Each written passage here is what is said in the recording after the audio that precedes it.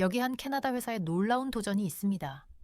대한민국의 기술력과 손을 잡고 삼성과 애플의 틈바구니에서 살아남으려 하는데요. 모두가 불가능하다고 말했던 이 회사가 대체 무슨 비밀을 가지고 있었던 걸까요? 그들이 선택한 특별한 전략은 무엇이었을까요? 오늘의 사연 시작합니다. 2020년 1월, 차가운 캐나다 겨울이었지만 토론토에 있는 제 차고 창문으로 아침 햇살이 들어오는 걸 보며 빈 화이트보드를 응시하고 있었어요. 춥다는 생각도 들지 않을 만큼 저와 제 팀이 막 시작하려던 일에 대한 기대감으로 가득 차 있었거든요. 저는 알렉스 톰슨이라고 해요. 지금부터 제가 어떻게 애플이나 삼성 같은 거대 기업들이 지배하는 세상에서 스마트폰을 만들겠다고 결심했는지에 대한 이야기를 들려드릴게요. 아마도 이런 생각이 드실 거예요. 대체 왜 차고에서 스마트폰 회사를 시작하지? 저도 스스로에게 그 질문을 여러 번 던졌어요. 하지만 저는 어릴 때부터 휴대폰이나 컴퓨터를 분해하고 조립하는 걸 정말 좋아했거든요. 저희 부모님 주방 식탁은 항상 제가 고치거나 업그레이드 하려고 뜯어놓은 휴대폰 부품들로 뒤덮여 있었어요. 그 호기심은 제가 공학 학위를 마친 후에도 여전했어요. 저희 차고는 특별할 게 하나도 없었어요.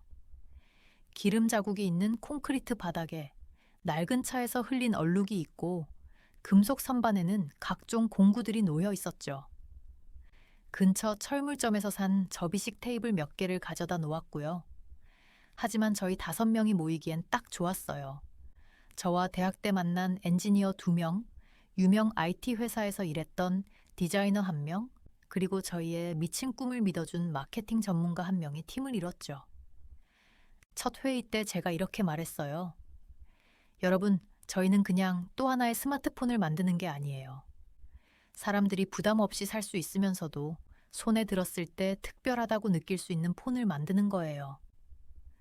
제 말을 듣고 다들 고개를 끄덕였지만 눈빛에서는 걱정이 묻어났어요. 그들도 이런 생각을 하고 있었겠죠. 어떻게 캐나다의 이 작은 팀이 삼성 같은 대기업들과 경쟁할 수 있을까? 삼성은 저희에게 특히 흥미로운 대상이었어요. 작은 무역 회사로 시작한 삼성은 이제 세계 최대의 기술 회사 중 하나가 되었잖아요. 저희는 삼성이 어떻게 성공했는지, 특히 좋은 디자인과 신기술을 어떻게 조화시켰는지 연구하며 시간을 보냈어요. 그리고 나만의 이야기가 저희에게 영감을 줬어요. 실리콘밸리가 아니더라도 훌륭한 기술을 만들 수 있다는 걸 보여준 나라니까요. 매일 아침 해 뜨기 전에 자전거를 타고 차고로 가서 디자인 작업을 시작했어요. 아름다우면서도 아이폰처럼 비싸지 않은 폰을 만들고 싶었죠. 쉽지는 않았어요. 손이 아플 때까지 스케치를 했다가 다 찢어버리고 다시 시작하기를 반복했어요. 가끔은 저희 팀 전원이 바닥에 앉아서 여러 회사의 폰들을 둘러보며 어떤 폰은 왜 저렴해 보이고 어떤 폰은 왜 고급스럽게 느껴지는지 분석했어요. 캐나다에서 테크 회사를 시작한다는 게 우스운 얘기처럼 들릴 때도 많았어요. 가족들에게 제가 하는 일을 말했더니 삼촌이 웃으며 그러시더라고요. 알렉스, 캐나다는 메이플 시럽이나 하키로 유명하지 스마트폰으로 유명하지는 않잖아. 그 말을 듣고 오히려 더 이를 악물었어요. 왜 캐나다도 기술로 유명해질 수 없겠어요?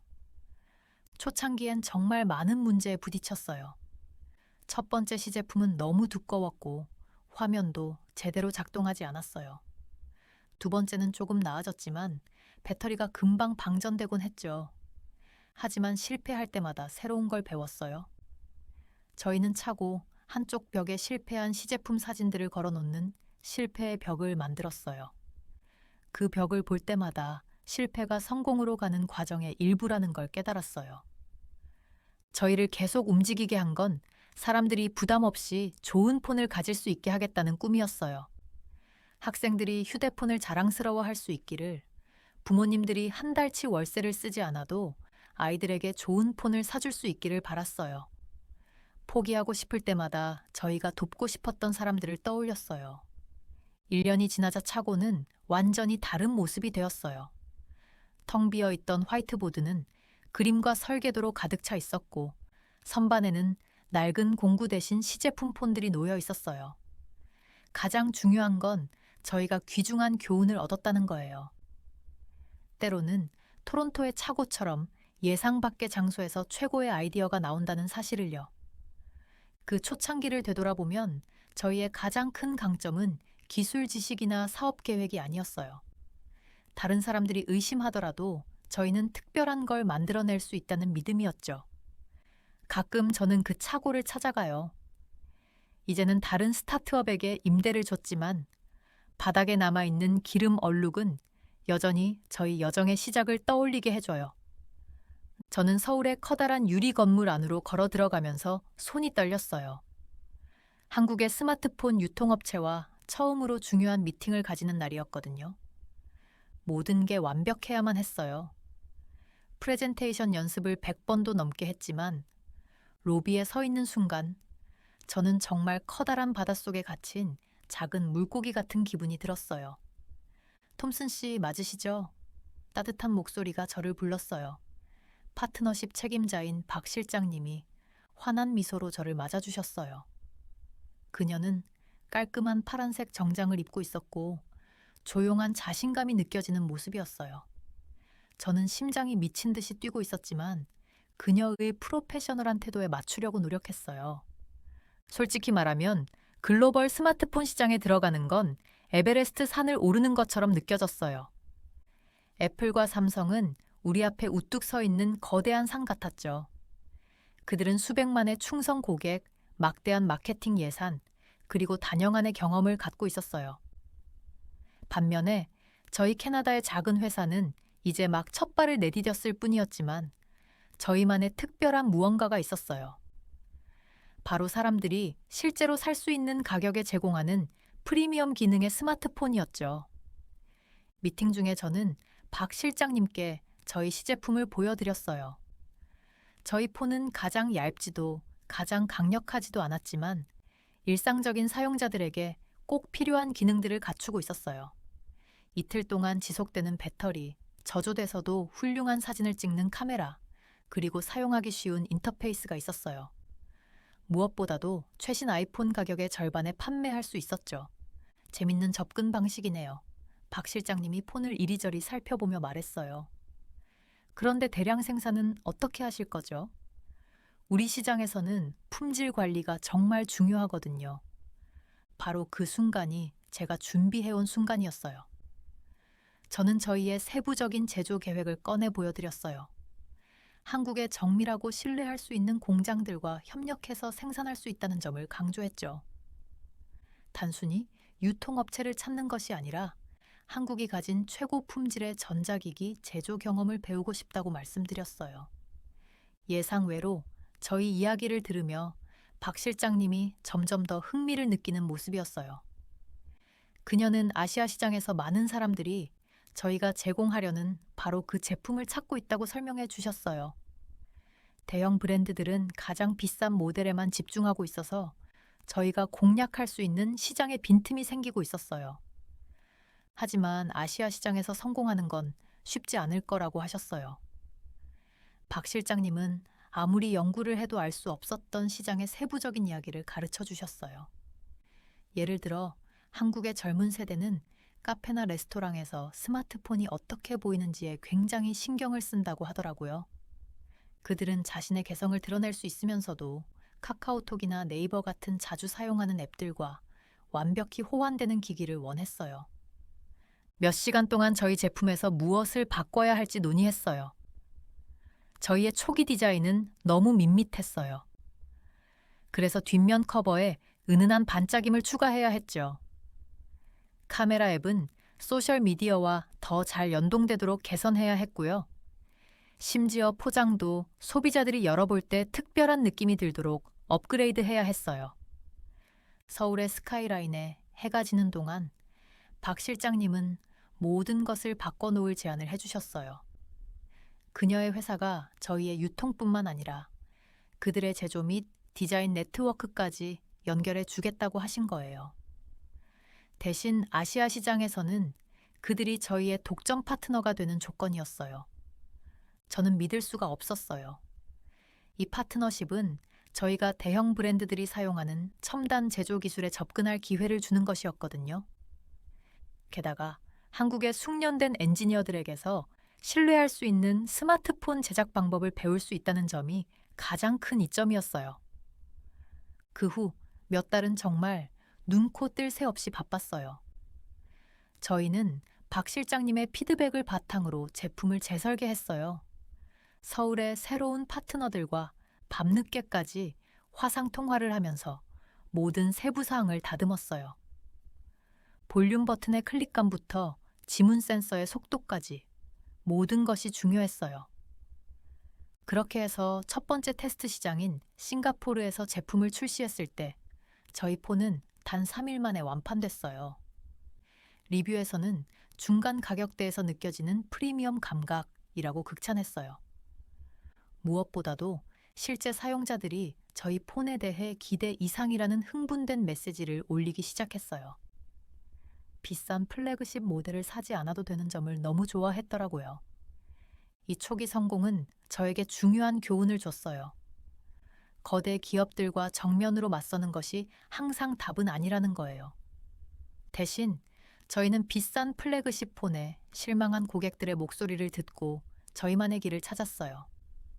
한국 파트너십을 통해 그 통찰력을 현실로 바꿀 수 있는 도구와 지식을 얻게 되었죠. 서울에서의 첫 미팅을 떠올려 보면 스마트폰 사업에 대해 제가 얼마나 순진했는지 깨달아요. 하지만 가끔 순진하다는 건 이점이 될 수도 있는 것 같아요. 더 경험이 많은 사람들이 무시할 만한 일에 도전할 용기를 주니까요. 한국의 파트너들과 함께 이제 저희는 토론토의 작은 차고에서 꿈만 꾸던 사람들이 아니라 글로벌 스마트폰 시장에서 실질적인 경쟁자가 되어가고 있었어요. 저희의 합리적인 가격의 프리미엄 기술이라는 비전을 세상에 전할 준비가 된 거죠. 제가 사무실 창가에 서서 토론토의 스카이라인을 바라보고 있었어요. 아침 햇살이 유리 건물들을 황금빛으로 물들이고 있었죠. 제 책상 위에는 2대의 핸드폰이 나란히 놓여 있었어요. 하나는 우리 회사의 최신 모델이었고 다른 하나는 삼성 갤럭시의 최신 모델이었죠.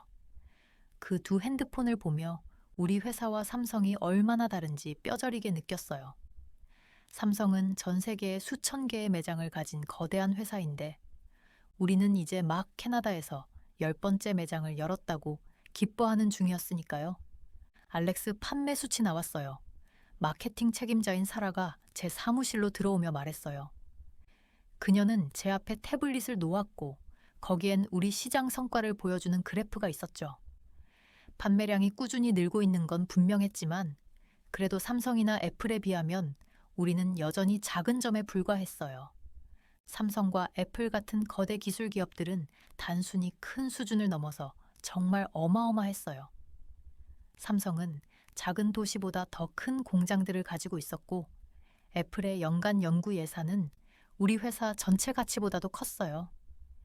그들을 상대하다 보면 제가 꼭 다윗처럼 느껴졌어요.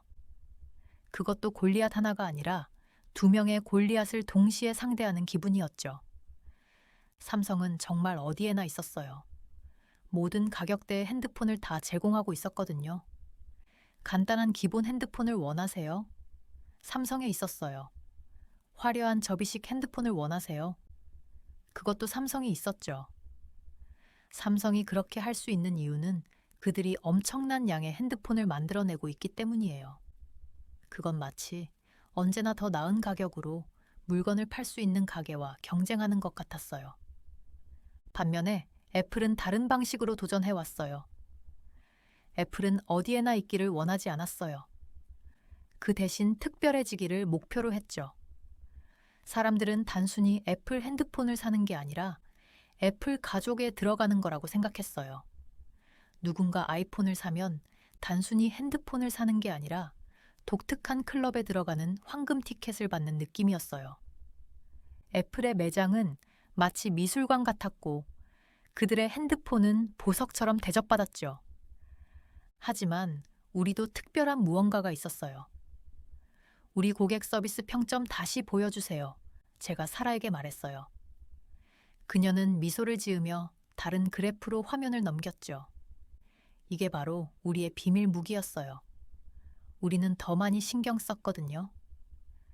누군가 우리 핸드폰을 사면 단순히 기기를 얻는 게 아니라 친구를 얻는 거였어요. 우리는 모든 이메일에 답장했고, 모든 문제를 해결했고, 각 고객을 유일한 고객처럼 대했어요. 제가 기억하는 밤 중 하나가 있었어요. 밴쿠버에 사는 한 할머니가 전화를 걸어왔어요. 손주들과 영상 통화하는 방법을 모르시겠다고 하셨죠. 보통 다른 회사였으면 도움 웹사이트로 안내했을 텐데, 우리 지원팀은 2시간을 들여 할머니께 모든 걸 가르쳐 드렸어요. 그 다음 주에 할머니께서 직접 구운 쿠키를 보내주셨어요. 거대 기업들과는 절대 느낄 수 없는 그런 연결이었죠. 우리는 소프트웨어에서도 좀 다르게 접근했어요. 애플이나 삼성은 사람들을 그들만의 방식에 가둬두는 걸 좋아했지만 우리는 사용자들에게 모든 걸 자유롭게 바꾸도록 했어요. 핸드폰이 다르게 작동하길 원하세요? 마음껏 바꿔보세요. 다른 스타일을 원하세요? 변경하세요. 우리는 단순히 핸드폰을 판매하는 게 아니라 사용자들에게 그들의 핸드폰을 진정으로 자기 것으로 만들 수 있는 자유를 주고 있었어요. 이렇게 친절하고 개방적인 접근 방식을 만드는 게 쉬운 일은 아니었어요. 우리 팀을 인내심 많고 이해심 있게 훈련해야 했고, 소프트웨어를 유연하게 만드는데 더 많은 시간을 투자해야 했어요. 큰 회사들이 무시할 만한 고객 요청에도 네라고 답해야 했죠. 하지만 이 모든 게 효과를 보고 있었어요. 우리 사용자 커뮤니티는 점점 커졌고, 그들은 친구들에게 우리를 추천하고 있었어요. 우리는 온라인 포럼도 만들었어요. 사용자들이 팁을 공유하고 서로를 돕는 공간이었죠. 얼마 지나지 않아 이 포럼은 마치 동네 모임처럼 변했어요. 사람들이 이야기를 나누고 문제를 함께 해결하고 심지어 친구가 되기도 했어요. 우리 사용자들은 단순히 핸드폰을 사는 게 아니라 우리 가족이 되는 거였어요. 어느 날 한 기술 리뷰어가 이렇게 썼어요. 삼성과 애플이 누가 더 화려한 기능을 가지는지 싸우는 동안 이 캐나다 회사는 관계를 만들어가고 있다. 그 리뷰는 제 사무실 벽에 걸려 있었어요. 그걸 볼 때마다 느꼈어요. 더 작다고 해서 더 약한 건 아니라고요. 우리는 고객들에게 더 가까운 존재가 될 수 있었으니까요. 우리 커뮤니티가 커지면서 놀라운 일이 일어났어요. 사용자들이 우리 홍보대사가 된 거예요. 친구들이 핸드폰에 대해 물어보면 이제 거대 기업들만 언급하지 않았어요. 대신 캐나다에 이런 회사 들어봤어. 정말 좋은 핸드폰을 만들고 진짜로 신경 써줘 라고 말했죠. 이게 바로 우리의 길이었어요. 크기나 작은 면에서 거대 기업들을 따라갈 수는 없었지만 마음으로 이길 수 있었어요. 삼성이 새로운 기능을 발표할 때마다 우리는 실제 사람들에게 더 잘 작동하도록 만들었어요.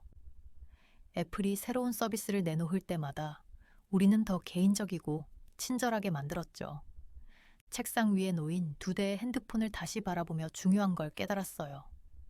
성공은 단순히 가장 크거나 가장 비싼 것을 만드는 게 아니었어요. 가장 인간적인 존재가 되는 것이었죠. 거인들 사이에서 우리는 친구 같은 회사가 되는 길을 선택했고, 그것이 모든 차이를 만들었어요. 아침 햇살이 토론토에 있는 제 사무실 창문을 통해 들어오고 있었어요. 책상 위에 놓인 최신 시장 보고서를 바라보면서 생각에 잠겼죠. 숫자들이 아주 명확하게 말해주더라고요. 이제는 우리 접근 방식을 바꿔야 할 때였어요. 우리 회사가 지금까지 꽤 잘해왔지만 스마트폰 시장은 그 어느 때보다 빠르게 변하고 있었어요. 처음에 그 작은 차고에서 시작했을 때와는 정말 많이 달라졌다는 생각이 들었어요. 알렉스, 전략 회의 준비 끝났습니다. 제 비서인 사라가 인터폰으로 말했어요. 저는 생각을 정리하고 주 회의실로 걸어갔어요. 그곳에는 기대와 걱정이 뒤섞인 얼굴들이 저를 바라보고 있었죠. 전 세계 각지의 사무실에서 화상회의로 참여한 직원들의 얼굴도 벽에 걸린 화면을 가득 채웠어요. 여러분, 제가 시작했어요. 오늘은 우리에게 새로운 장이 시작되는 날입니다.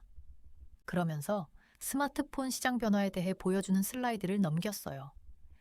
작년에 우리가 만든 스마트폰도 좋지만 이제는 좋다로는 부족합니다. 특히 한국에서 온 경쟁사들은 우리가 1년 전만 해도 상상하지 못했던 경계를 밀어붙이고 있어요.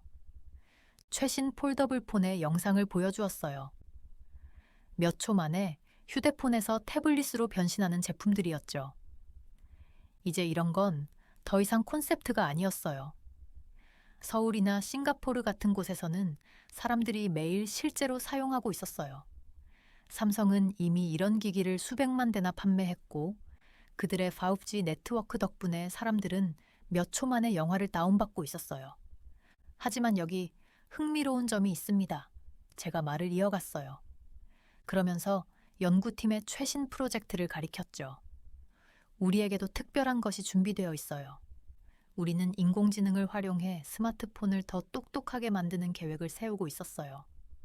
그런데 엔지니어들만 이해할 수 있는 복잡한 기술이 아니라 사용자들이 직접 체감할 수 있는 기술을 목표로 했어요.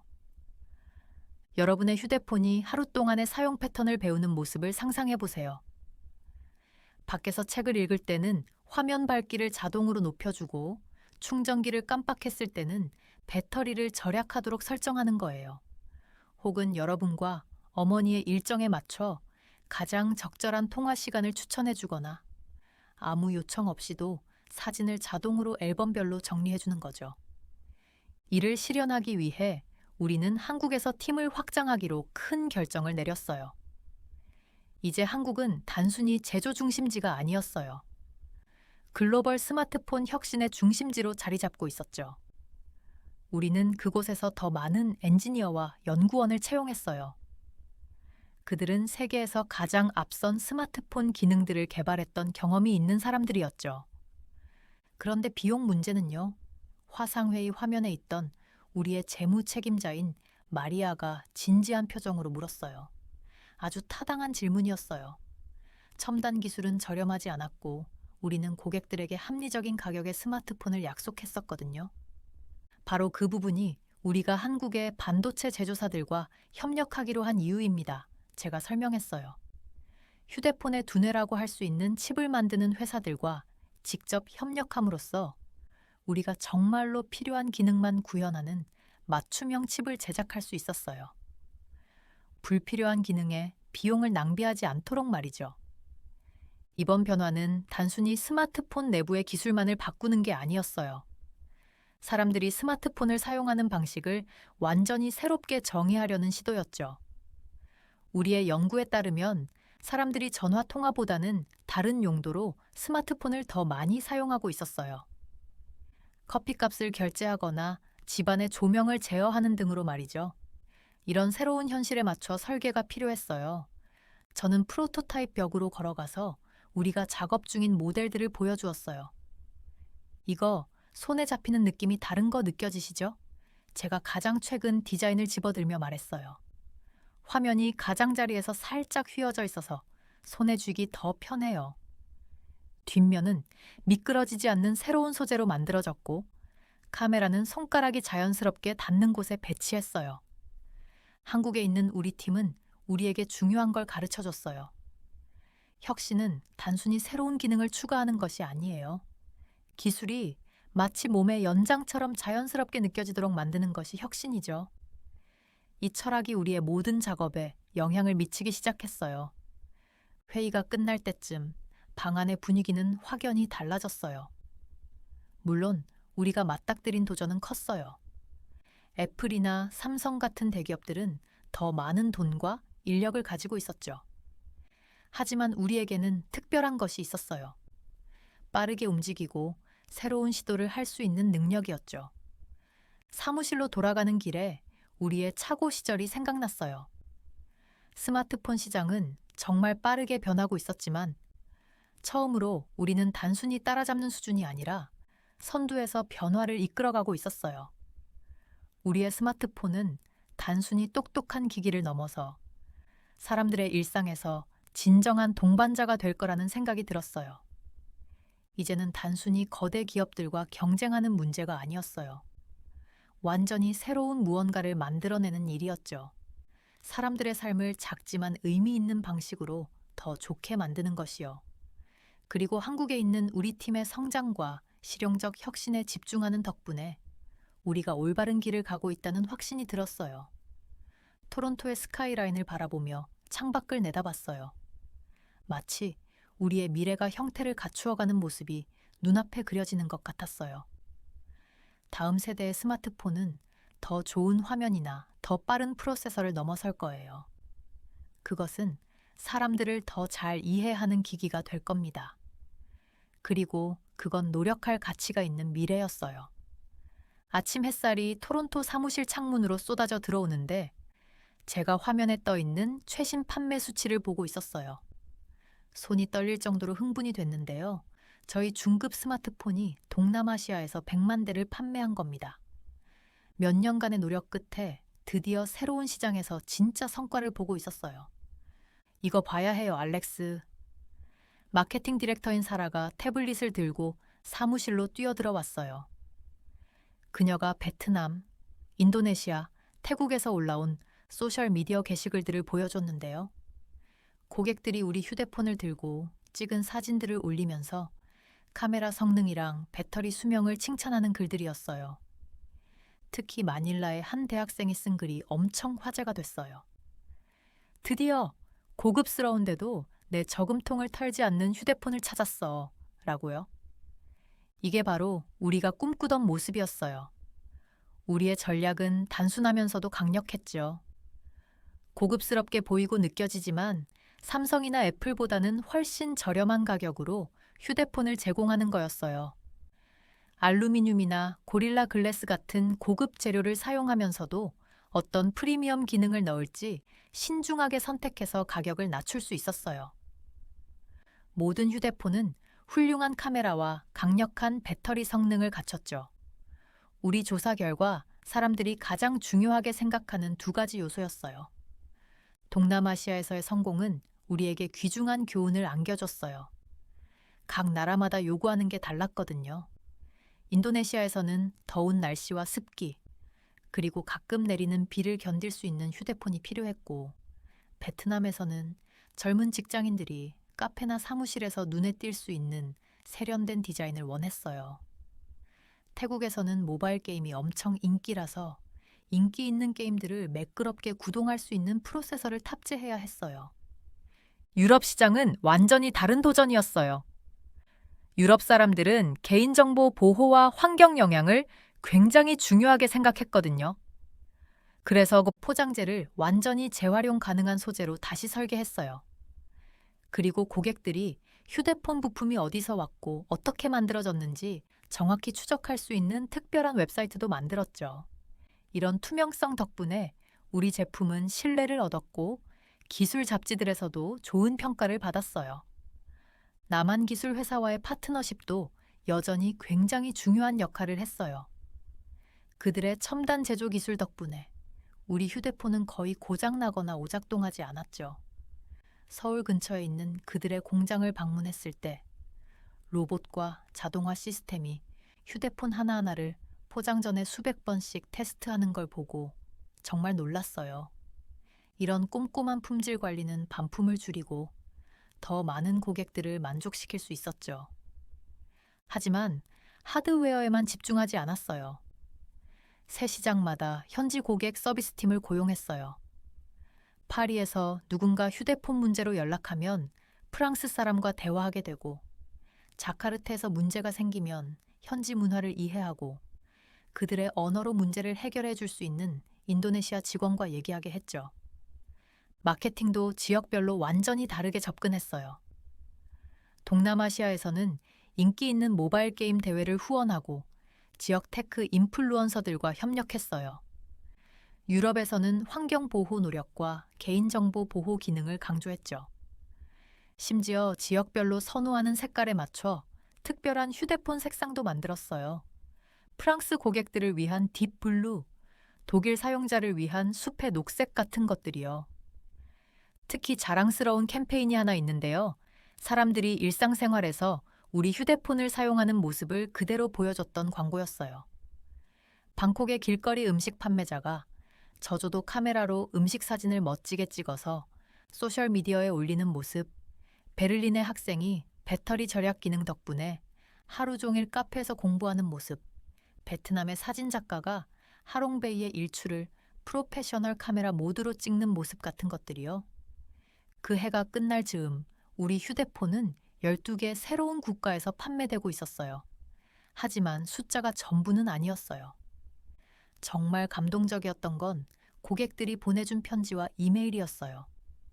인도네시아의 한 소규모 사업자는 우리 휴대폰의 긴 배터리 수명 덕분에 하루 종일 가게를 관리할 수 있었다고 했고, 프랑스의 한 학생은 예산에 맞으면서도 수업 프로젝트 영상 편집까지 가능했던 우리 휴대폰에 고마움을 전했어요. 사무실 벽에 걸린 우리가 처음 시작했던 토론토의 차고 사진을 보며 미소를 지었어요. 그 초기에 꿈꾸던 날들에서 이렇게 멀리까지 올 줄은 몰랐죠. 이제 우리의 휴대폰은 전 세계 사람들에게 연결되고 창조하며 자신들의 꿈을 이루는 데 도움을 주고 있었어요. 고객들의 성공 이야기는 우리가 왜 이 여정을 시작했는지 다시금 떠올리게 해줬어요. 모두가 좋은 기술을 누릴 수 있게 하자는 이유 말이에요. 책상 위에 쌓인 외국 비즈니스 카드들을 보면서 우리가 얼마나 네트워크를 확장했는지 새삼 깨달았어요. 각각의 카드가 파트너십, 연결, 그리고 글로벌 여정에서 한 걸음을 의미했거든요. 독일에서 온 새로운 소매 파트너의 명함을 집어들며 지금까지 이룬 것들에 대한 자부심과 앞으로의 여정에 대한 기대감이 가득했어요. 저는 지금 토론토에 있는 사무실에서 석양이 지는 도시의 스카이라인을 바라보고 있어요. 2024년의 바쁜 하루가 이렇게 저물어가네요. 제 책상 위에는 세 대의 전화기가 놓여 있어요. 가장 최신 모델, 몇 년 전 그 차고에서 만든 초기 프로토타입, 그리고 아직 공개되지 않은 새로운 기기가 있죠. 우리가 이렇게 멀리까지 올 줄은 정말 상상도 못했어요. 오늘 아침에는 한국에 있는 팀과 화상 통화를 했어요. 그 팀이 저한테 정말 놀라운 걸 보여줬거든요. 화면이 한 번이 아니라 2번까지 접히는 기술을 개발한 거예요. 그들의 목소리에서 느껴지는 흥분은 마치 우리 초창기 때를 떠올리게 했어요. 그때는 뭐든지 가능해 보였죠. 그리고 지금 그때 가능하다고 여겼던 많은 것들이 현실이 됐어요. 우리 회사는 정말 상상도 못할 정도로 성장했어요. 처음 시작했을 때는 그냥 사람들이 좋아할 만한 폰을 만드는 걸 꿈꿨을 뿐이었거든요. 그런데 지금은 업계의 가장 큰 이름들과 경쟁하고 있잖아요. 지난달에는 서울, 싱가포르, 런던, 파리의 매장에서 우리 제품이 판매되는 걸 직접 봤어요. 수백만 명의 사람들이 이제 우리 기기를 주머니에 넣고 다닌다는 게 정말 비현실적으로 느껴져요. 하지만 성공이 항상 쉬운 것만은 아니에요. 스마트폰 시장은 그 어느 때보다도 빠르게 변화하고 있거든요.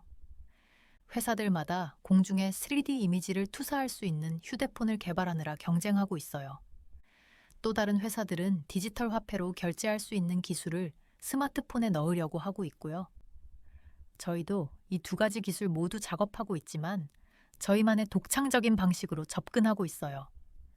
지난주에 토론토 매장에서 한 10대 고객과 대화를 나눴어요.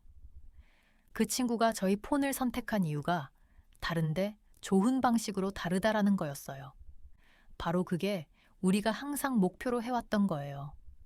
다른 회사들처럼 단순히 따라하는 게 아니라 뭔가 특별한 걸 만들고 싶었거든요. 한국에 있는 연구팀은 정말 대단해요. 그들이 우리 폰을 돋보이게 만들어주는 새로운 기능들을 개발하는 데 큰 역할을 해줬거든요. 예를 들면 폰이 사용자의 습관을 스스로 학습해서 자동으로 편리하게 조정되도록 하는 기술을 개발 중이에요. 밤마다 화면 밝기를 줄이는 걸 자주 하시면 폰이 알아서 그렇게 해주는 거예요. 매주 일요일 오후에 어머니께 전화를 자주 거시면 부드럽게 알림을 주기도 하고요. 하지만 단순히 멋진 기능만 추가하는 게 중요한 건 아니에요. 환경을 생각하며 우리의 제품을 더 나아지게 만드는 방법에 대해서도 많은 고민을 하고 있어요.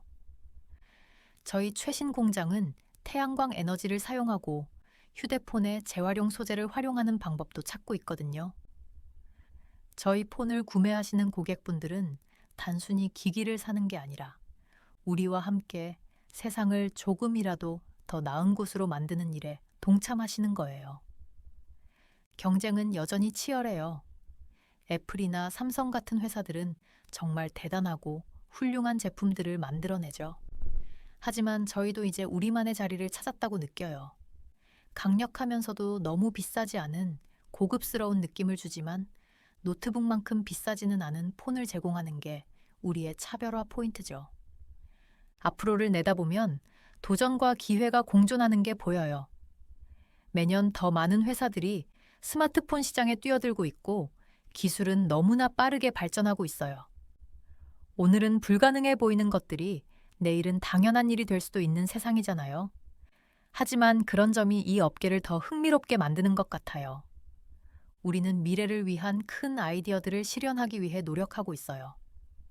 예를 들어 실시간으로 대화를 번역해주면서 언어를 배울 수 있게 도와주는 휴대폰이라든지 평평한 표면 어디에든 풀사이즈 키보드를 투사할 수 있는 기기 같은 것들이요. 이건 단순히 꿈이 아니에요. 지금 저희 팀이 실제로 작업하고 있는 프로젝트들이에요. 제가 배운 가장 중요한 교훈은 성공은 단순히 최고의 기술을 가지는 것에 달린 게 아니라는 거예요. 사람들의 필요와 욕구를 이해하는 게 중요하거든요. 기술이 친근하고 도움이 되는 방식으로 느껴지게 만드는 것, 복잡하고 어렵게 느껴지지 않게 하는 게 정말 중요하다는 걸 알게 됐어요. 저는 지금 새로운 폰의 프로토타입을 바라보면서 몇 년 전 그 차고에서 느꼈던 바로 그 설렘을 느끼고 있어요. 화면이 켜지는데 눈에 더 편하고 배터리 소모도 적은 새로운 디스플레이가 보이네요. 아직 완벽하지는 않지만 괜찮아요. 혁신이라는 건 작은 발걸음을 꾸준히 내딛고 실수에서 배우며 더 나아지기 위해 멈추지 않는 거니까요. 내일은 서울로 날아가서 연구팀을 만날 거예요. 그들이 새로운 걸 보여줄 준비를 하고 있거든요. 사람들이 스마트폰을 바라보는 방식을 바꿀 만한 무언가래요. 그게 정말 성공할지는 모르겠지만 그게 바로 재미있는 부분이죠. 매일매일 새로운 가능성과 도전, 그리고 놀라운 무언가를 만들 수 있는 기회가 생기니까요. 이제 해가 저물었고 도시의 불빛들이 반짝이고 있어요. 토론토 곳곳의 사무실과 집에서는 사람들이 우리 폰을 사용해 사랑하는 사람들과 통화도 하고 사진도 찍고 프로젝트 작업도 하고 게임으로 쉬고 있겠죠. 그 모든 폰이 우리 꿈의 작은 조각들이 현실로 이어졌다는 걸 보여주는 증거 같아요. 그리고 저희는 이제 막 시작했어요. 저는 아파트의 차가운 창문에 손을 대고 평양을 가로지르는 아침 안개를 바라봅니다. 23층에서 내려다본 도시는 마치 살아 움직이는 회색 그림처럼 보입니다. 거대한 류경 호텔의 피라미드는 여전히 모든 것 위로 우뚝 솟아 있고 수년이 지나도록 끝내 완공되지 않았습니다. 지금은 아침 8시인데 아래 거리는 이미 어두운 양복과 드레스를 입은 사람들이 직장으로 향해 걸어가고 있습니다. 저는 이성준이라고 합니다. 북한 외무무역회사에서 매니저로 일하고 있습니다. 대부분의 사람들은 제가 운이 좋다고 말할 겁니다. 저희 가족은 평양에서 가장 좋은 아파트 건물 중 하나에 살고 있고 텔레비전, 컴퓨터도 있고 가끔씩은 온수도 쓸 수 있습니다. 하지만 사람들이 모르는 건 저희가 이 단순한 것들을 얻기 위해 지불하는 대가입니다. 저는 창문에서 고개를 돌리고 거실로 걸어갑니다. 맨바닥에서 발소리가 울립니다. 또 전기가 나갔네요. 그러니까 엘리베이터도 작동하지 않습니다. 오늘도 계단을 다 걸어 내려가야 할 것 같습니다. 그래도 오늘 아침에 얼굴 씻을 수 있었던 건 다행이에요. 물이 흐를 때 압력이 더 좋거든요. 사람들 다 일어나기 전에 말이죠. 저의 아내, 지혜는 벌써 부엌에서 아침 준비를 하고 있습니다. 작은 가스레인지 위에 물을 두고 있는데 가스가 부족한지 불꽃이 약하게 흔들리고 있습니다. 지혜는 피곤한 미소를 지으며 옥수수차 한 잔을 저에게 건넵니다. 진짜 커피는 꿈도 꿀 수 없어요. 작은 가방 하나에 한 달 월급이 들어가거든요. 어젯밤 뉴스 들었어요? 지혜는 속삭이듯 말합니다. 우리가 둘만 있는 부엌에서 말이지만 우리는 알고 있습니다. 벽에 귀가 있다는 걸. 아파트의 어딘가에 마이크가 숨겨져 있다는 걸 우리는 몰라도 다들 압니다. 아래층 김씨 잡혔다고요. 저는 천천히 고개를 끄덕이며 차를 한 모금 마십니다. 김씨는 좋은 이웃이었어요. 항상 예의 바르고 규칙을 잘 지켰죠. 그런데 누군가 그가 숨겨둔 USB 드라이브로 한국 드라마를 보고 있었다고 신고했어요. 이제 그는 사라졌고 그의 가족도 마찬가지입니다. 여기선 그렇게 일이 진행돼요. 한 번 실수하면 온 가족이 사라지죠. 출근 준비를 하면서 서류 가방을 3번이나 확인합니다. 안에는 오늘 중국 사업가들과 있을 회의에 필요한 서류들이 들어 있습니다. 외국인들과 만날 수 있는 건 특권이자 위험입니다. 잘못한 말 한마디, 의심스러운 제스처 하나로 저도 김씨처럼 될 수 있거든요. 회사까지 가는 데는 40분이 걸립니다. 거대한 우리의 위대한 지도자 동상을 지나가며 다른 사람들처럼 저도 깊이 고개를 숙입니다. 카메라는 항상 지켜보고 있습니다. 그 길을 따라가며 아침 풍경을 봅니다. 빨간 스카프를 두른 아이들이 학교로 가고, 군인들이 거리를 순찰하고, 여성들은 이미 깨끗한 인도를 쓸고 있습니다. 모든 것이 겉보기엔 완벽해 보입니다. 우리가 살아야 하는 방식이죠. 겉으로는 완벽하게, 속으로는 두려움을 안고 살아야 합니다. 회사에 도착해 제 사무실에 앉아 책상 위에 사진들을 봅니다. 하나는 딸 하준이의 유치원 졸업식에서 웃고 있는 모습입니다.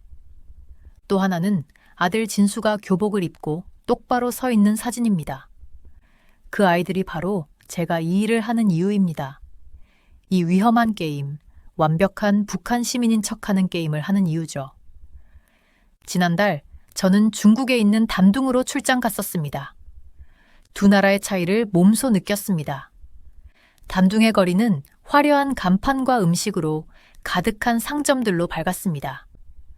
사람들은 손에 스마트폰을 들고 자유롭게 웃고 이야기하며 걸어 다녔습니다. 그들은 동상에 절하지 않았고 집안에서 속삭이지도 않았습니다. 평양에 돌아왔을 때 모든 것이 달라 보였습니다. 웅장한 건물들이 비어 보였고 선전 포스터에 그려진 행복한 얼굴들이 거지처럼 느껴졌습니다. 거리 스피커로 울려 퍼지는 애국적인 음악도 이제는 슬픈 농담처럼 들렸습니다. 오늘 밤 다시 전등이 꺼진 거리를 걸으며 저는 아이들의 미래에 대해 생각합니다. 하주는 벌써 지도자들을 찬양하는 노래를 배우고 있고 진수는 공식 역사책을 외우며 시간을 보냅니다. 그들도 저처럼 이 벽과 속삭임의 세상에서 살아남는 법을 배우고 있습니다. 하지만 요즘 저는 위험한 생각들을 하고 있습니다. 과연 생존 이상의 삶이 있을 수 있을까요? 제 아이들이 두려움 없이 자라날 수 있을까요? 이런 생각들이 오늘 제 사무실 창문에서 본 작은 균열처럼 자꾸 커져갑니다. 작지만 점점 무시할 수 없을 정도로 모든 것을 깨뜨릴 것처럼 위협하고 있습니다. 매일 아침 일어나면 저는 새벽의 희미한 빛 속에서 아내인 지혜 씨의 얼굴을 봐요. 결혼한 지 15년이 지났지만 그녀의 부드러운 미소는 여전히 저에게 힘을 줍니다. 오늘도 대부분의 날처럼 그녀는 이미 저보다 먼저 일어나서 조용히 아침을 준비하고 있어요. 금속 젓가락이 그릇에 부딪히는 소리가 아파트 안에 울려 퍼져요. 우리 집은 평양의 회색 아파트 건물 15층에 있어요. 밖에서 보면 꽤 인상적이죠. 도시에서 나름 좋은 건물 중 하나예요. 제 동료들 중 상당수는 우리 집에 살고 있다는 걸 부러워해요. 하지만 그들은 이 벽 안에서 일어나는 일들을 알지 못해요. 저는 부엌으로 걸어가며 아직 방에서 자고 있는 제 10대 아들 진수가 깨지 않도록 조심해요. 그는 날이 갈수록 어머니를 닮아요. 그 부드러운 눈빛과 조용한 결단력이 그와 비슷해요. 14살인 그는 또래 남자아이들보다 키는 크지만 저한텐 아직도 너무 마른 것 같아요. 음식은 쉽게 구할 수 없어요. 우리처럼 특권을 가진 가정이라도 말이죠. 좋은 아침이에요. 지혜 씨가 속삭이며 죽을 하나 건네줘요. 우리는 항상 아침엔 조용히 말을 해요. 이 아파트의 벽은 얇아서 누가 듣고 있을지 모르거든요. 제가 무역회사에서 일한 지 오래되었지만 여전히 감시가 일상이라는 사실에 익숙해지지 않아요. 그때 우리 6살 딸 하준이가 부엌에 비틀거리며 들어와요. 그녀는 눈을 비비고 있고 검은 머리카락은 여기저기 튀어나와 있어요. 그녀의 분홍색 파자마는 중국에서 선물로 가져온 것이었는데 자고 일어난 탓에 구겨져 있어요. 파파, 그녀가 중얼거리며 제 무릎에 올라와요. 저는 그녀를 꼭 안고 작은 몸이 제 몸에 닿는 느낌을 받아요. 하준이는 언제나 연약했어요. 특히 그녀가 태어난 겨울은 매우 추웠고 그때 병원조차 난방이 되지 않았어요. 그때 지혜 씨가 아침 준비를 마칠 때쯤 전기가 나가요. 이런 일이 너무 자주 일어나서 이제는 크게 신경 쓰지 않아요. 지혜 씨는 부엌 서랍에 있는 비상용 촛불을 켜고 우리는 깜빡이는 불빛 속에서 계속 식사를 해요. 그때 들리는 소리는 숟가락이 그릇을 긁는 소리와 외부에서 들려오는 도시의 웅성거림 뿐이에요. 그 후 진수가 결국 식탁에 앉아요. 그의 교복은 깔끔하게 다려져 있고요. 그는 언제나 책임감이 강했어요. 어릴 때부터 어떤 실수나 불순한 행동이 우리 가족에게 문제가 될 수 있다는 걸 알고 있었죠. 오늘 학교에서 당회의가 있어요. 진수가 조용히 말해요. 최고 지도자님의 최근 업적에 대해 배울 거예요. 저는 지혜 씨의 손이 죽을 쥔 채로 더 꽉 쥐어지는 걸 봐요. 그러니 업적이라는 것은 대개 새로운 제약이나 더 많은 규칙을 의미하죠. 우리는 그 어떤 발표에서도 그 이면을 읽을 수 있어요. 아침을 마친 후 저는 지혜 씨와 함께 설거지를 도와주고 아이들은 하루를 준비해요. 물이 또 다시 약하게 나와서 수도꼭지에서 나오는 물이 겨우 흐를 정도예요. 우리는 물을 아껴서 용기에 담아요. 언제 물 공급이 완전히 끊길지 모르니까요. 부엌 창문을 통해 보면 저 멀리에는 최고 지도자의 거대한 동상이 보이죠. 그 동상은 우리에게 영감을 주려는 목적이겠지만 저에게는 오히려 가슴에 무거운 짐처럼 느껴져요. 매일 아침 사람들이 그 동상 아래에 모여 꽃을 놓고 절을 해요. 여기서 보면 그 사람들은 마치 작고 여린 개미처럼 강제로 배운 의식을 치르고 있는 것 같아요.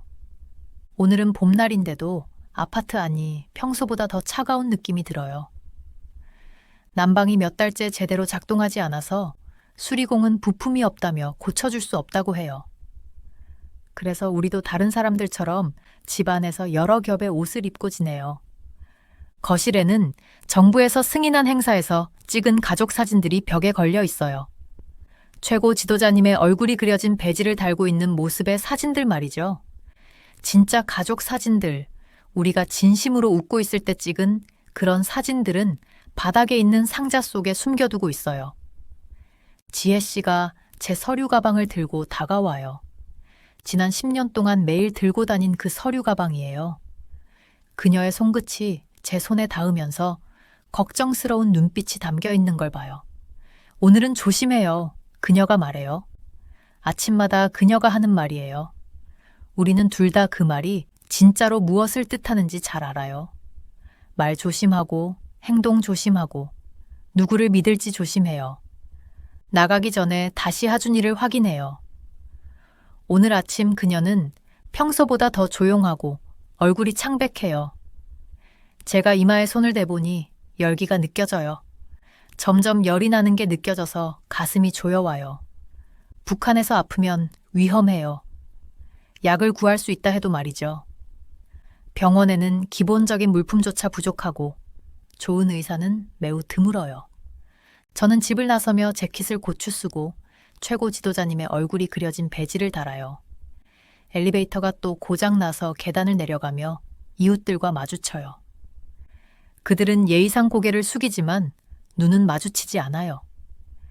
여기서 우리는 모두 똑같아요. 조심스럽고 조용히 언제나 발걸음을 살피며 살아가요. 밖에 나가니 아침 공기가 상쾌하고 길에는 이미 사람들이 일터와 학교로 향하고 있어요. 군용 트럭이 지나가고 기둥에 달린 스피커에서 애국적인 음악과 발표가 울려 퍼져요.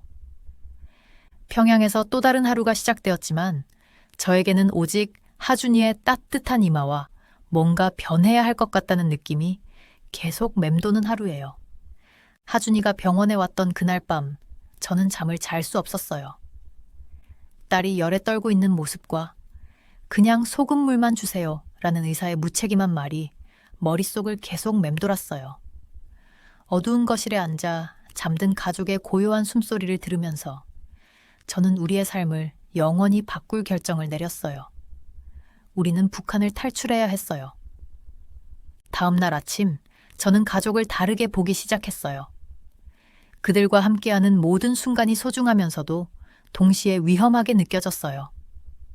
만약 우리가 탈출을 시도하다가 붙잡히면 우리는 모두 죽을 거였어요. 우리뿐만 아니라 친척들까지도요. 정부는 우리와 연결된 모든 사람을 처벌할 거예요.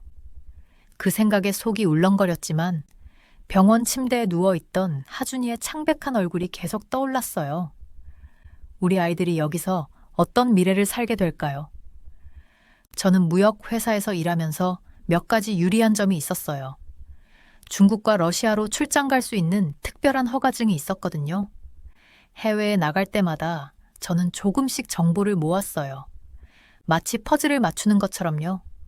경비가 적은 국경 지역을 알게 되었고 북한 사람들이 탈출하는데 도움을 주는 사람들도 알아냈어요. 기차 시간표와 순찰 경로도 기억했어요. 아무것도 적을 수는 없었어요. 그건 너무 위험했기 때문이에요. 그래서 모든 정보를 머릿속에 담아두었죠. 또한 저는 돈이 필요했어요. 많이요. 우리는 국경을 넘고 중국을 지나는데 도움을 줄 사람들에게 돈을 지불해야 했어요. 그래서 귀중품들을 팔기 시작했어요. 하지만 사람들에게 들키지 않도록 조심스럽게 팔았죠. 먼저 아내의 금반지, 그녀의 부모님이 주신 결혼 선물을 팔았어요. 그 다음엔 어머니가 주신 옥팔찌를 팔았어요. 하나하나 팔 때마다 우리의 역사에서 한 조각을 잘라내는 기분이었지만 우리는 이 보물을 자유를 얻을 기회로 바꾸고 있다는 걸 스스로에게 되뇌었어요. 가장 어려운 부분은 모든 걸 비밀로 지키는 것이었어요. 북한에서는 벽에도 귀가 있다고 하잖아요. 정부는 집안에 도청 장치를 설치하고 모든 곳에 스파이가 있어요. 누구도 믿을 수 없었어요. 가까운 친구들조차요. 매일 아침 저는 충성스러운 척하며 당 회의에 참석하고 우리의 지도자들을 칭찬했어요. 밤에는 아내, 지혜에게 물이 흐르는 소리를 틈타 조용히 계획을 속삭였어요. 가족들에게 탈출 계획을 가르치는 건 마치 위험한 춤을 가르치는 것 같았어요. 실제로 연습을 할 수는 없었지만 그들은 정확히 무엇을 해야 하는지 알아야 했어요. 저는 10대 아들 진수에게는 조용히 걷는 법과 몇 시간 동안 가만히 있는 법을 가르쳤어요. 하준에게는 우리가 특별한 게임에 대해 아무에게도 말하지 말아야 한다는 이유를 설명했어요. 지혜는 우리가 가게 될 길을 외우고 만약 우리가 헤어지게 되면 어떻게 해야 하는지도 배웠어요. 저는 업무 출장 중에 탈출 경로를 준비했어요. 중국에서는 비밀리에 북한 탈출자들을 도와주는 사람들을 만났어요. 그들은 우리가 숨을 수 있는 안전한 집에 대해 알려줬어요. 저는 지도를 외우고 남한으로 가는 지하 네트워크에 대해서도 배웠어요. 매번의 대화는 위험했지만 이 사람들은 우리의 자유를 향한 보이지 않는 다리가 되어줬어요. 국경은 마치 치명적인 미로 같았어요. 전기 울타리, 개를 데리고 있는 경비원들, 숨겨진 카메라들이 있었죠. 가장 무서운 건 지뢰였어요. 땅속에 묻혀있는 보이지 않는 살인자들. 저는 몇몇 지역에 지뢰밭을 통과할 수 있는 길이 있다는 걸 알게 되었어요. 그 길은 탈출 안내자들만 알 수 있는 숨겨진 표지로 표시되어 있었어요. 우리는 강을 건너야 했고 저는 그 강을 건널 가장 안전한 장소를 찾는데 몇 주를 보냈어요. 제 직위는 다른 유용한 것들을 모을 수 있게 도와줬어요. 저는 따뜻한 옷들을 하나씩 숨겨두었어요. 썩지 않는 음식과 약도 비축했죠. 가장 중요한 건 우리가 필요한 서류들의 복사본을 구하는 것이었어요. 우리는 남한에 도달하면 난민 신분을 주장할 수 있어야 했어요. 시간은 모래처럼 손가락 사이로 빠져나갔어요. 매일 우리가 여기 있는 것은 위험했지만 너무 빨리 떠나는 것도 더 위험했어요. 계절이 바뀌는 걸 보면서 저는 적절한 순간을 기다렸어요. 가을이 가장 좋을 거라고 생각했죠. 밤은 어두워서 우리를 숨기기 좋고 날씨는 아이들에게 너무 춥지 않으니까요.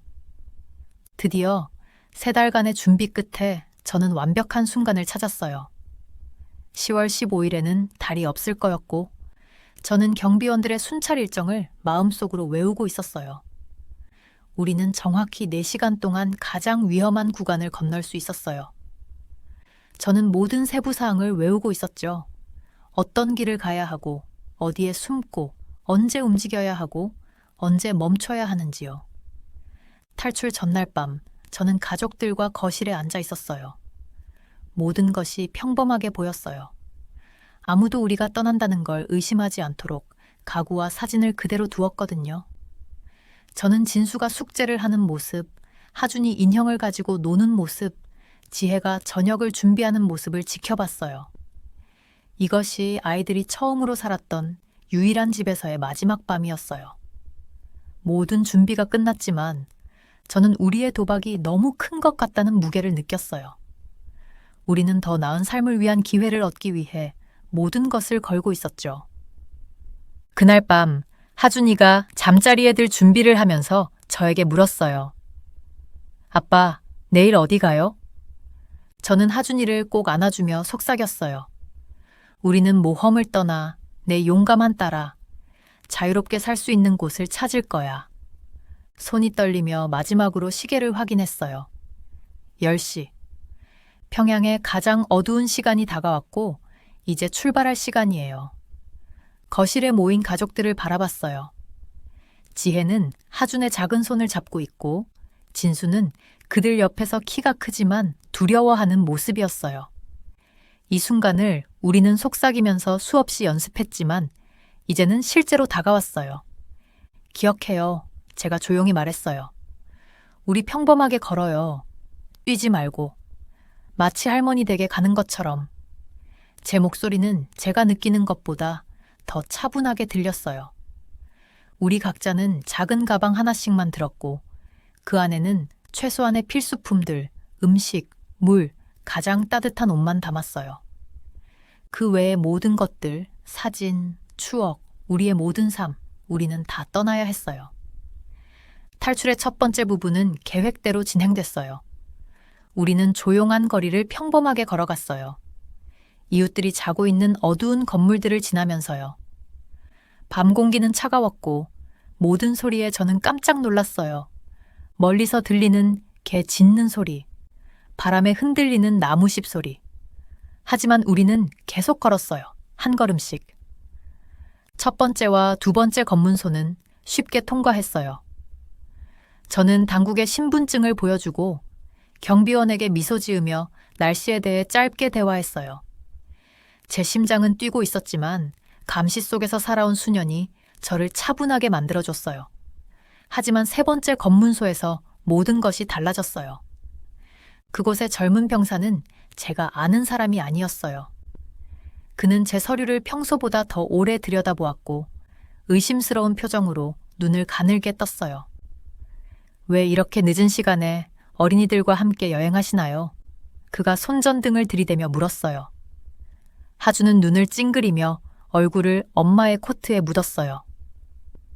저는 등에서 차가운 땀이 흘렀어요. 바로 그 순간이 제가 두려워했던 순간이었어요. 하지만 준비가 되어 있었어요. 저는 작업용 라디오를 꺼냈어요. 이것만이 저를 신뢰받는 공무원으로 표시하는 유일한 물건이었어요. 연습대로 저는 급한 지시를 받는 척하며 경비원이 알아볼 수 있는 공식적인 암호로 정적을 내며 말했어요. 대위님, 죄송합니다만 방금 긴급 지시를 받았습니다. 제가 말했어요. 걱정스러운 목소리를 섞어. 보안 문제로 가족을 즉시 이동시켜야 합니다. 저는 숨을 참고 경비원의 얼굴을 살폈어요. 그는 잠시 머뭇거리며 제 진지한 표정과 손에 들린 라디오를 번갈아 봤어요. 그 몇 초가 몇 시간처럼 느껴졌어요. 결국 그는 고개를 끄덕이며 한 발짝 물러섰어요. 서두르세요, 동지. 그가 말했어요. 우리는 그를 지나쳐 걸어갔고 시야에서 벗어날 때까지 뛰지 않으려 애썼어요.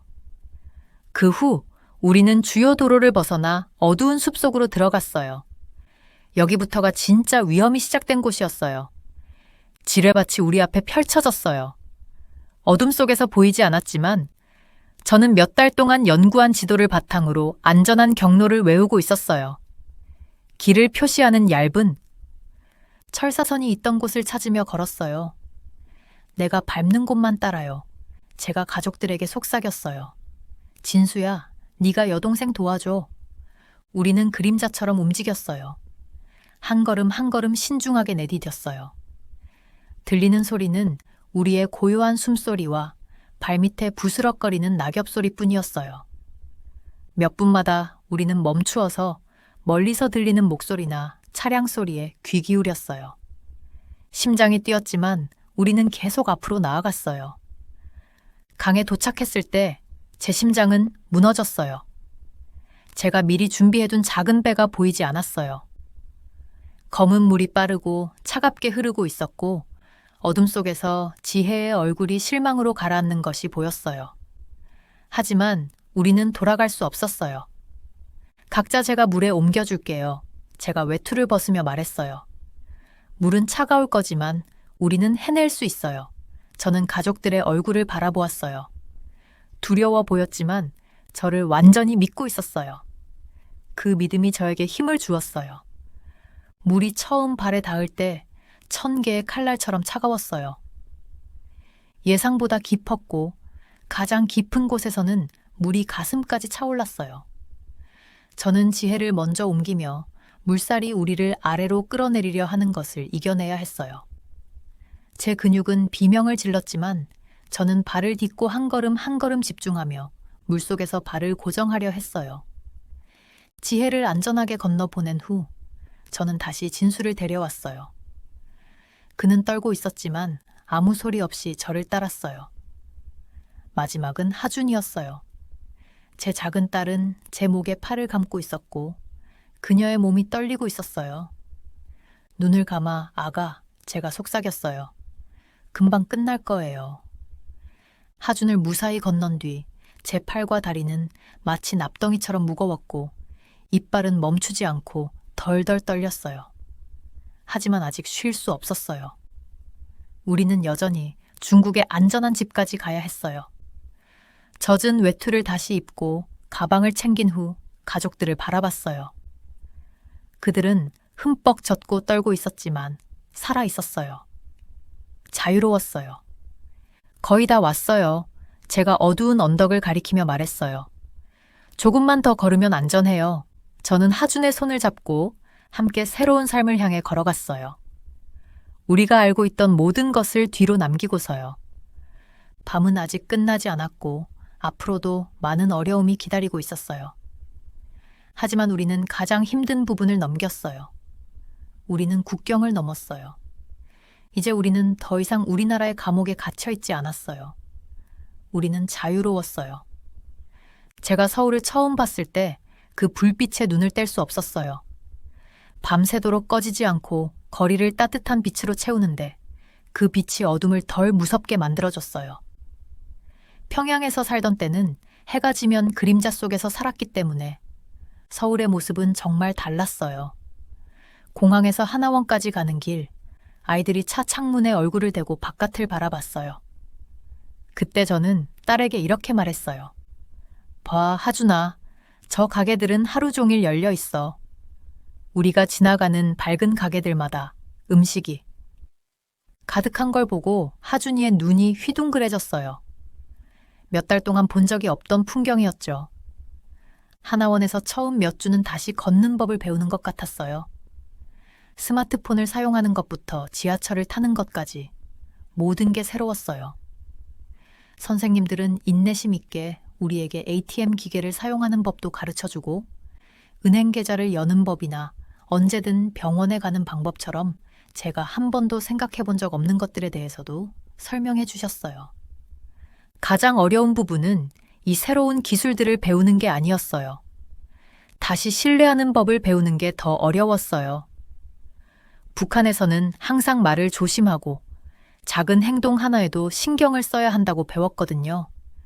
그래서 여기 와서 아무도 쳐다보지 않는데도 저도 모르게 뒤를 자꾸 돌아보게 됐어요. 지혜도 그걸 알아챘어요. 어느 날 저녁 하나원 작은 방에서 앉아 있을 때 지혜가 부드럽게 말했어요. 이제 더 이상 속삭이지 않아도 돼요. 그 말이 참 위로가 되었죠. 우리 아들 진수는 가장 빨리 적응했어요. 며칠 만에 하나원 직원들이 컴퓨터를 사용하는 걸 도와주고 다른 탈북자들에게 소셜미디어 사용하는 법도 가르쳐줬어요. 저는 그가 마치 그늘 속에서 오랫동안 지낸 꽃이 드디어 햇볕을 받은 것처럼 피어나는 걸 지켜봤어요. 진수는 하나원에서 다른 또래 친구들과도 금방 친해졌고 그들의 웃음소리가 복도를 가득 채웠어요. 그 웃음은 우리가 북한에서 연습했던 그런 조심스러운 웃음이 아니라 진짜 웃음이었어요. 하준의 건강도 급격히 좋아졌어요. 여기 의사들은 단순히 소금물만 주는 게 아니라 진짜 약과 비타민, 건강한 음식을 주었어요. 하준의 얼굴에 다시 혈색이 돌아오고 기침도 사라졌어요. 매일 아침 하준은 어제보다 더 많은 에너지를 가지고 일어났어요. 어느 날 하준이 저에게 이렇게 말했어요. 아빠, 이제 배 아프지 않아요. 그 단순한 말 한마디가 우리 모든 희생을 가치 있게 만들어줬어요. 하나원에서 3개월을 보낸 후 우리는 새로운 삶을 시작할 준비가 되었어요. 한국 정부는 우리가 서울의 한 조용한 동네에서 아파트를 구할 수 있도록 도와주었어요. 그 아파트는 크지도 화려하지도 않았지만 우리가 그동안 결코 당연하게 여기지 않았던 안정적인 전기와 물이 있었어요. 새로운 집에서 첫날 밤 우리는 다 함께 바닥에 이불을 깔고 자고 각자의 방을 쓰기엔 너무 신이 나서 별로 신경 쓰지 않았어요. 일자리를 구하는 건 쉽지 않았어요. 제 북한 사투리는 저를 다르게 보이게 했고 여전히 몇몇 사람들은 편견을 가졌어요.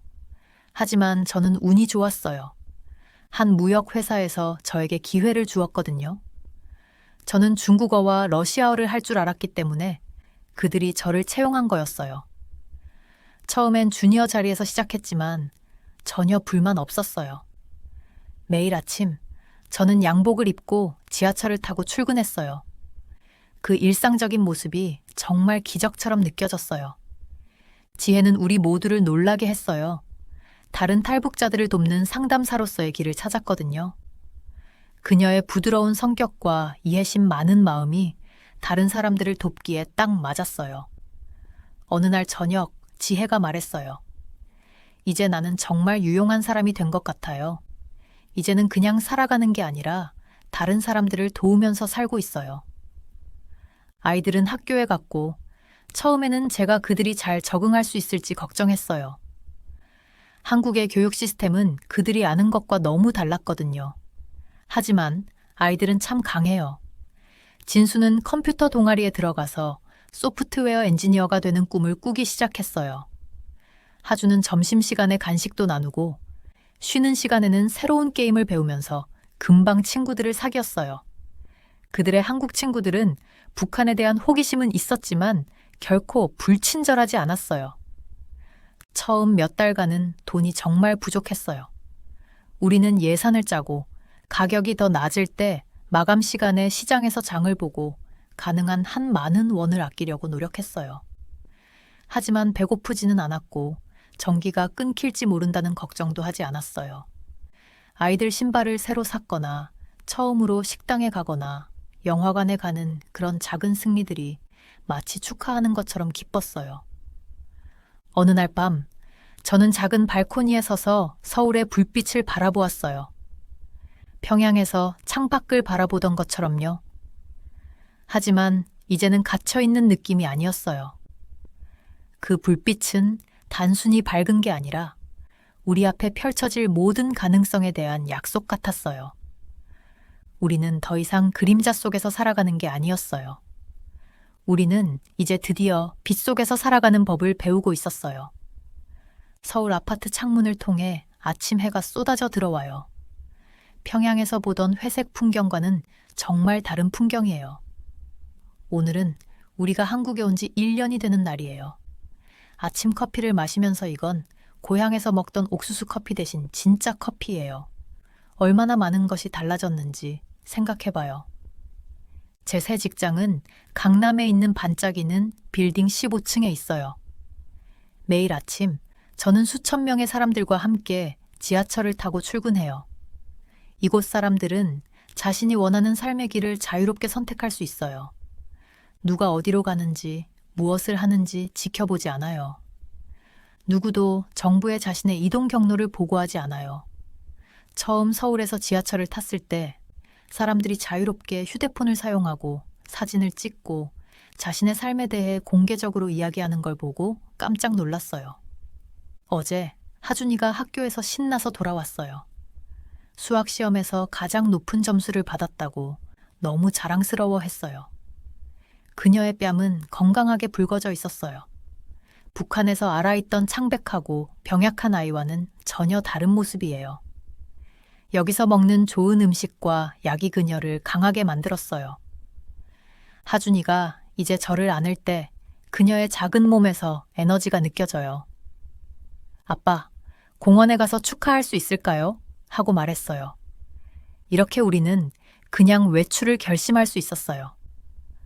허락도 필요 없고 경비원이 우리 서류를 확인할 일도 없었어요. 진수는 새로운 학교에서 잘 적응하고 있어요. 처음엔 다른 교육 방식과 첨단 기술에 힘들어했어요. 북한에서는 컴퓨터가 거의 없었고 있었던 컴퓨터도 오래되고 느렸어요. 이제 진수는 태블릿을 들고 수업에 가고 소프트웨어 엔지니어가 되고 싶다고 얘기해요. 지난주에는 자신이 만든 간단한 게임을 보여줬어요. 그가 그것이 어떻게 작동하는지 설명할 때 제 얼굴이 빛나는 걸 보았어요. 그가 사용하는 영어 단어들, 프로그래밍, 디버깅 같은 것들을 아직 배우고 있는 중이에요. 저의 아내 지혜는 북한 탈북자들을 위한 상담사로서 자신의 소명을 찾았어요. 그녀는 커뮤니티 센터에서 새로운 사람들이 한국에 잘 적응하도록 도와주고 있어요. 때때로 그녀가 집에 오면 우리 처음 날들을 떠올리게 하는 이야기들을 해요. 완전히 채워진 슈퍼마켓에 놀라거나 모든 구석에 있는 커피숍에 혼란스러워하거나 옷가게에서 선택의 폭에 압도당하는 사람들에 대한 이야기예요. 그들의 눈빛이 우리와 똑같아요. 그녀가 말해요. 꿈속에 들어온 것처럼요. 지난 주말에는 가족과 함께 설악산으로 여행을 갔어요. 북한에서는 이런 여행을 가려면 끝없이 허가증을 받아야 했어요. 여기서는 그냥 차를 싸서 드라이브를 갔어요.